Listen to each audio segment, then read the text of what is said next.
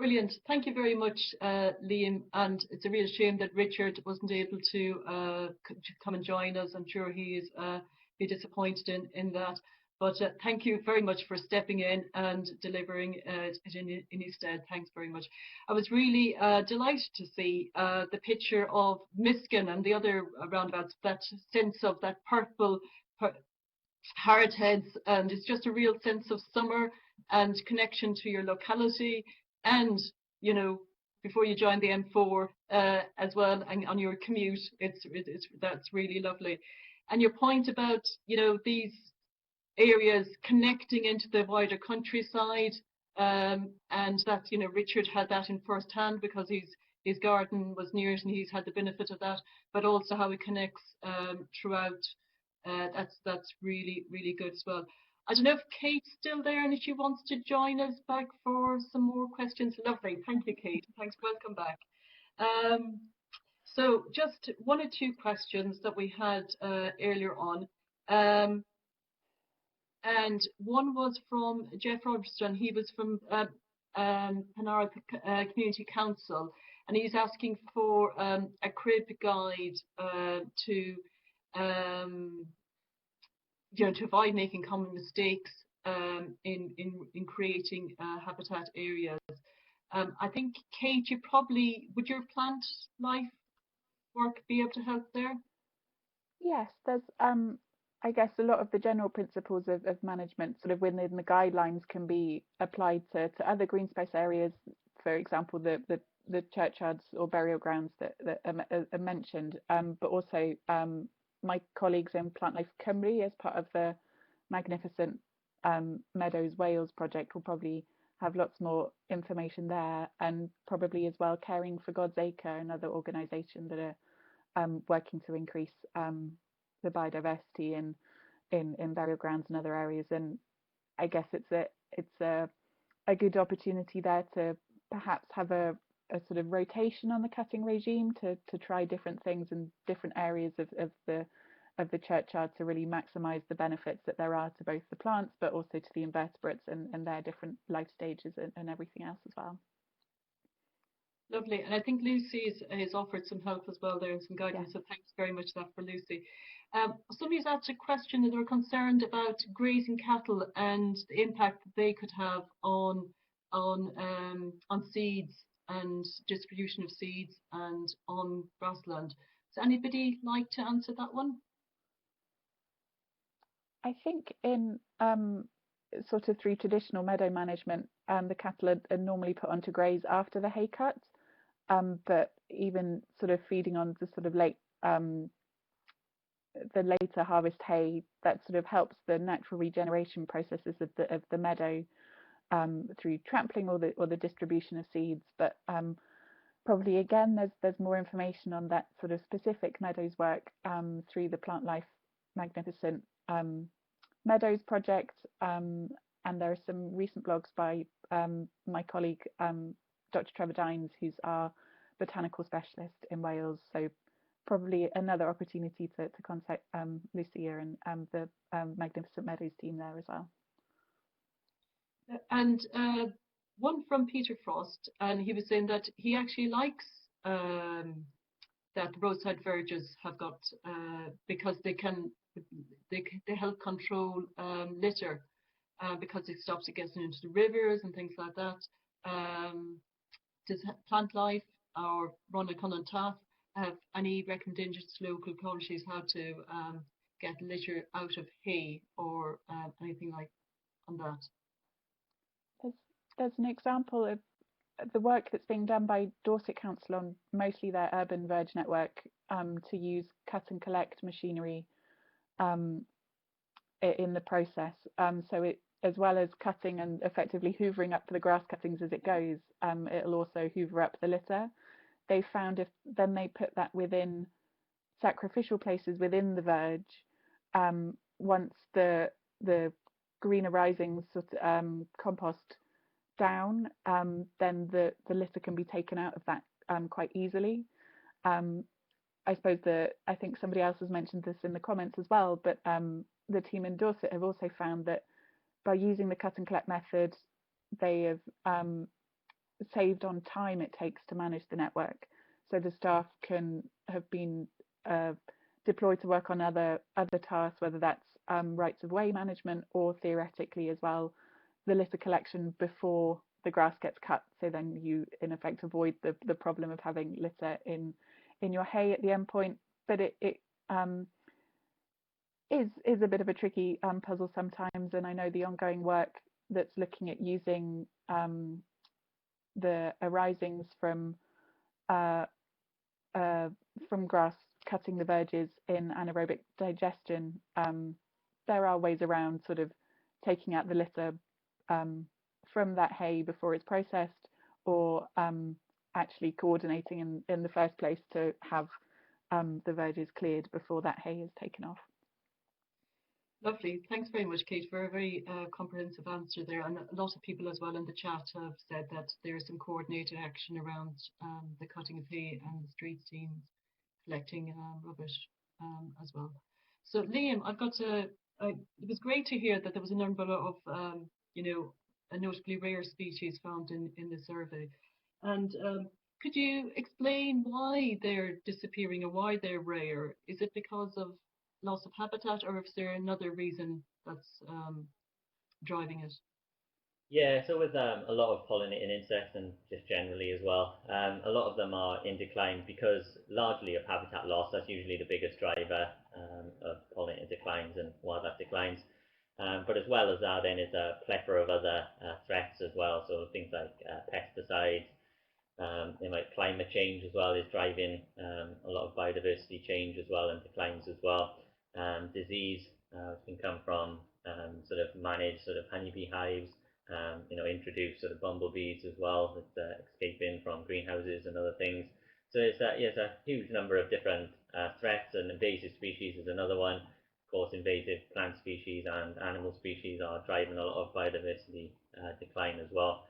So yeah, so it's a number of all these threats sort of acting sort of together with one another that are driving these declines really. And that's why it's been really sort of encouraging really to show that by simply sort of reducing or relaxing the mowing regime of a few roadside verges, you can help to benefit some of these sort of rare and increasingly declining species within South Wales. It's really nice. Yeah, no, that's really positive. And just for people to note that their Liz Dean has put in the or Ron and Colin Taft's grassland management policy in the chat if you want to have a look at that, and that might be useful for you to see what the policy is. And going back to lockdown Wales, and it was amazing to see the potential that's out there. And I think people really appreciate that potential.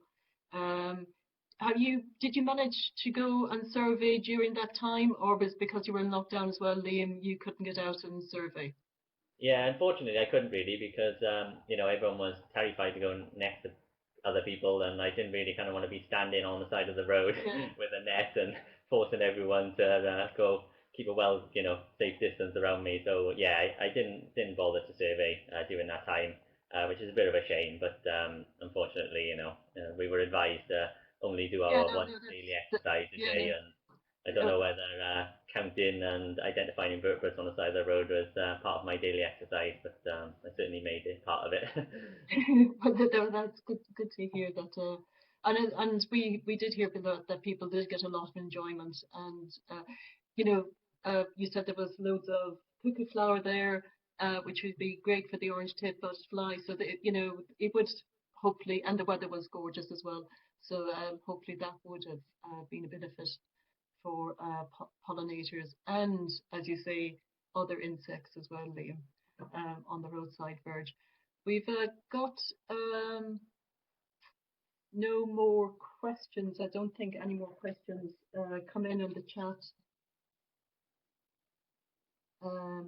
So is there any other comments you would like to say now that you've heard each other's talks, and anything that you can feel, Kate, that RTC is doing, and what you think about the work that they're doing? Definitely. I think the examples that Liam has shown is the sort of progress, whether that's mowing less frequently or just cutting some areas of the verge for safety or for visibility, really shows what good can come of changing management on our verges for a wealth of different reasons. So it's all really positive steps in the right direction, which is fantastic to see, and it's sort of mirroring the picture that we're seeing with lots of other councils around the country. Yes, there are barriers and logistical challenges that you need to be overcome, but um, even so much as giving the plants more breathing space to complete their life cycles, and what that supports in terms of the wider biodiversity is really fantastic, and shows what can be done, which is brilliant to see. And it's fantastic to see on the ground examples of a good and better practice being implemented. Lovely. And I think I was reading the roadside management guidance before the presentation, and I picked up in your one of the Plant Life's comments there, which was that roadside management, it is roadside management. It's not neglect. It is not abandonment, but it's management. And I think that's a really you've pointed that the two preferably taking two cuts, one early and then one later on in the season, is a really good point to make. So the early cut, is that done with cut and collect as well, or is that just what kind of system of operation is done there? Ideally, especially in the first sort of couple of years, getting a scheme up and running, and to really help to reduce the amount of nutrients in a verge, especially if it's been sort of managed on a cut and drop standard collection for a while. But if that can't happen, whether it's logistical reasons, that having that cut and collect later on in the year would be a benefit too. And another point that sort of links to the last question is around sort of the different options that you have depending on the width of your road verge, as Liam said, around the real importance of having those different ranges of habitats, or so whether that's different heights of vegetation or different types of vegetation within your road verge, maintaining a short safety cut at the first front bit of the edge can actually, it not only helps maintain the roads as safe, but it also gives you that shorter grass, which benefits different types of plants and invertebrates. But if you have a wider verge, you can leave some of that a bit longer and cut that once a year on a cut and collect, but then have some areas that you dedicate to scrub, and then that's managed on a slightly more longer term sort of cyclical management as well. So there's lots of different options out there, and lots more information in the technical guidance and the case studies that are out there as well. Lovely. And a question for Liam coming in from Bob Griffiths. He was wondering if will the local authorities be changing their mowing machines, given that they've seen what spring and what no mow can happen when COVID at the beginning of the year? Yeah, I think that's one of the really good things about sort of people sort of being in regular contact with their council. So I've shown RCT Council now some of those road edges and green spaces that I pictured earlier in spring. And now we're going to be looking to try and include them within the biodiversity verge scheme that RCT has, which is a really, really positive thing. So I'm hopeful that at least some, or maybe even all of those areas I pictured will have a much more relaxed mowing regime going forward. And it might be situations where some of them can't actually be included for logistics or some sort of safety measures, but I'm pretty hopeful that a number of those sites are going to be included now, which is really, really positive. So I would advise really anyone really, if you're out now next spring again and you sort of see lovely patches of wildflowers on your roadside verges, to get in contact with your local council and ask them, why they aren't managing that road verge much more sympathetically for wild plants and other invertebrates. And I think we've made some really good headway in the last couple of years, particularly with Plant Life's road verge campaign. But I know certainly during lockdown there were a number of sort of BBC articles and stuff about, people about complaining about the mowing of roadside verges, particularly within Bridgend and other neighbouring counties as well. So we need to keep that pressure really on local authorities to get out of the rut that they're in, really, of just carrying on the way they used to. I think we really need to change the way we do things now going forward, not just for the benefit of wildlife, but for the benefit of our local communities as well. Yeah, that's a very good point. I think we've all learned a lesson with COVID. We've all appreciated our more local area and valued it more.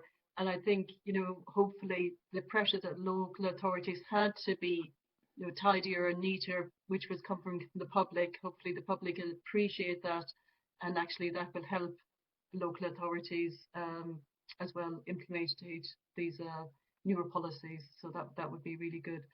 Yeah, and what I will add as well, I think it's important that we actually get in contact and tell our councils when we're happy with the way they're managing green spaces as well, because a lot of people get in contact with councils to complain about an area looking scruffy, it hasn't been mown. But I think I'm guilty of this myself as well. It's sort of when I see areas that look really beautiful and I'm really happy with what they've done, I don't get in contact with the council and actually congratulate them on the work they're doing. And I think if they heard from more people within the community that were really happy with what they're doing, I think that might give them a bit more impetus to do it, more often, I hope, anyway. And yes, I think we're all, it's easier to appreciate what you've got and not comment on it. But if you're not happy, say something. Yeah. So the councils are doing good work, and it's to be recognised as well. And yeah, it's great that councils are taking on this approach. So that's fabulous. And Liz got one final comment on the chat, which says that their website is delayed due to COVID, but the site is planning to include reporting and pictures from residents to feed into future plans for the Verges, and can be done, but definitely more next year. So there we go. That's good news.